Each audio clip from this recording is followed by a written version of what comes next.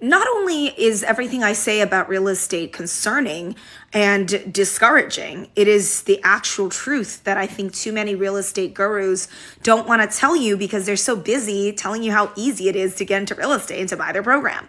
So the reason why I try to dissuade the majority of people from buying real estate is because they don't know what they're doing.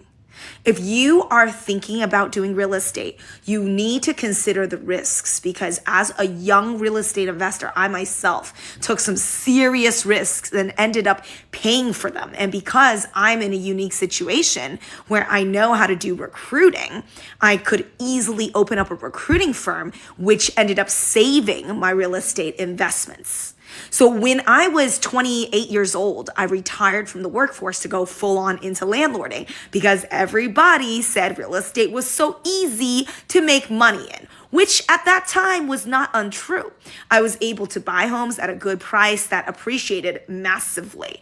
But the thing about real estate that you need to understand is that debt and income work hand in hand, and your asset is appreciating. Yes, it is, but your money is stuck in the asset. You can't just tap it out. If you want to take the money out of the real estate that you just bought that went up in value, you need to then do something called taking out debt, tapping out debt from the property.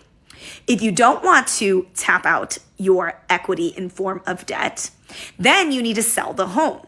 Once you sell the home, you either have to do a 1031 to skirt and delay taxes, or you have to pay significant taxes on what you just sold as an investment property, depending on how long you held it. The longer you hold it, ideally over 2 years, your tax rate decreases. Less than that amount of time, you are paying some serious taxes.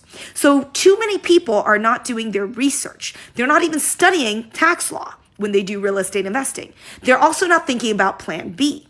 What happens when things go wrong in the home? What happens when your tenants don't pay rent? What happens when fiscal and governmental policy changes, which then influences the real estate valuations, such as things like regulations against Airbnbs if you're doing short-term rentals, such as increasing interest rates, which then decrease equity values.